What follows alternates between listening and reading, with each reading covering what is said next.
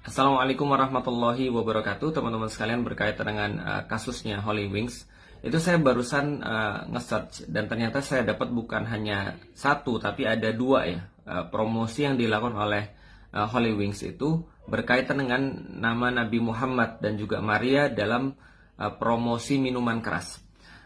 Dan bisa kita lihat bahwa dari diksi dan juga promosinya, setidaknya kita tahu bahwa ini kayaknya bukan ketidaksengajaan seperti yang dikatakan oleh manajemennya dalam permintaan maafnya, tapi ini adalah sebuah promosi yang kayaknya terstruktur, karena dalam diksi dan juga promosi ini mereka pengen banget untuk ngambil kontroversi, makanya disandingkan antara satu hal yang kayaknya berseberangan dengan yang lain supaya menghasilkan sebuah hal yang viral.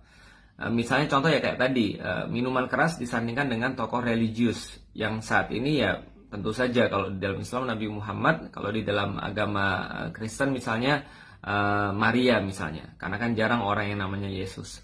Nah, karena itulah kita bisa tahu teman-teman sekalian bahwa hal ini tuh ya disengaja gitu loh, maksudnya penghinaan, caci maki ataupun segala macam penistaan agama tuh disengaja di Indonesia sekarang. Kenapa?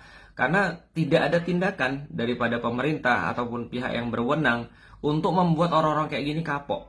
Sehingga kalau kita bicara tentang Islamofobia, orang-orang bilang bahwa Islam ini bikin kekerasan, Islam ini penuh dengan kebencian. Mereka nggak sadar bahwasanya yang mulai selalu tuh bukan kaum muslimin. Baru-baru ini kita lihat di Singapura juga sama. Ada orang promosi bikini dengan nama-nama Allah, nama-nama ayat-ayat Al-Quran dan seterusnya. Ini kan sangat menyakiti.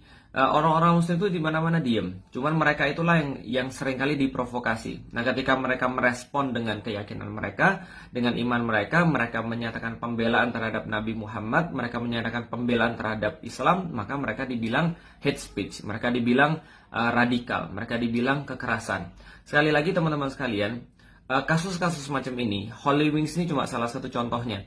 Bahwasanya ada kelompok-kelompok yang mereka ini bukan kelompok beragama. Kita nggak bilang mereka dengan agama tertentu. Kenapa? Karena mereka ini adalah kelompok yang membenci agama dan mereka menjadikan simbol apapun untuk menyerang agama.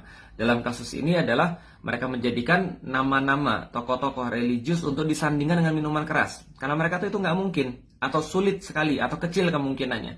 Seperti kalau saya promo, saya bilang gini, siapa yang beli hijab nanti siapa yang mau masuk Islam nanti saya kasih hijab misalnya. Itu kan adalah sesuatu yang sangat sulit. Dia pengennya cuma viral doang.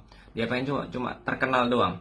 Nah, sekali lagi ini adalah sebuah hal yang sistematis terjadi ada dalam pikiran orang-orang untuk mengolok-olok agama dan menganggap bahwa Indonesia ini sudah kayak negeri di luar ya, kayak di Amerika misalnya atau di Inggris misalnya, yang mengolok-olok agama itu adalah merupakan sebuah hal yang keren. Yang mengolok-olok agama itu merupakan sebuah tanda kemajuan, yang ketika dia tuh menghina-hina agama tuh merupakan tanda kemodernanan gitu loh, maksudnya modernitas gitu kan ya. Nah, ini adalah yang terjadi di luar. Karena kenapa? Karena sekali lagi pihak yang berwenang dan pemerintah itu tidak bertindak tegas terhadap perkara-perkara kayak gini. Karena itulah ini bukan akan yang terjadi yang terakhir kali, akan ada lagi yang lain. Karena orang-orang yang punya pikiran kayak gini tuh banyak, dan ketika didiamkan bahkan kemudian ditambah dengan narasi Islamofobia, maka mereka mengatakan bahwa Islam ini memang layak untuk dijadikan sebagai bahan bulian. Jadi mereka seolah-olah berpikir bahwa ya ini sudah benar, bahkan ini adalah sebuah tindakan yang harus dilakukan. Nah, ini yang kemudian perlu kita sorotin dan mudah-mudahan kita menunggu tindakan tegas daripada pihak berwenang dan pemerintah untuk melakukan hal-hal yang membuat kapok ya terhadap orang-orang yang melakukan kayak gini. Karena ya kalau misalnya mau nunggu orang-orang muslim untuk bereaksi, nanti ya dibilang kayak tadi lagi, radikal lah, kekerasan lah, kemudian segala macam lah. Tapi yang berwenang tuh nggak berbuat apa-apa gitu loh maksudnya.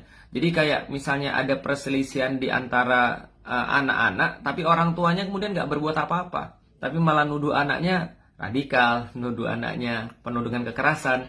Ya kenapa orang-orang muslim itu harus berbuat? Kenapa orang-orang muslim itu harus bereaksi? Karena yang berwenang tidak bereaksi.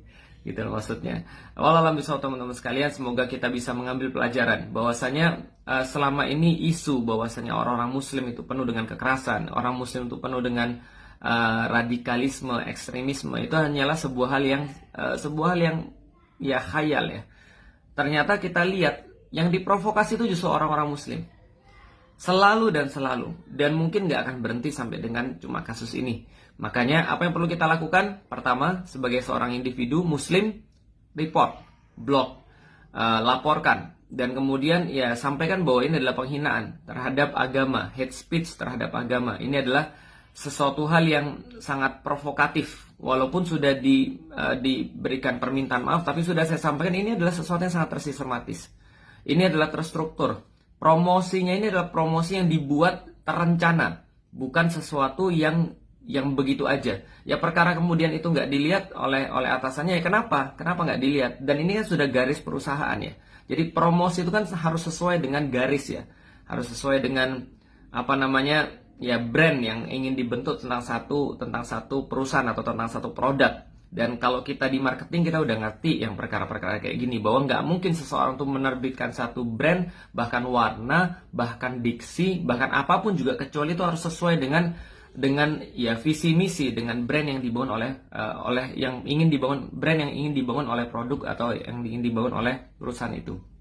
Jadi kita sudah tahu tempat apa, tempat maksiat gitu ya, tempat apa, jual minuman keras, kelab malam dan seterusnya. Dan ketika mereka menaruh posisi mereka di tempat kayak gini, ya kita jadi tahu bahwa mereka memang ya ingin berlawan-lawanan dengan agama.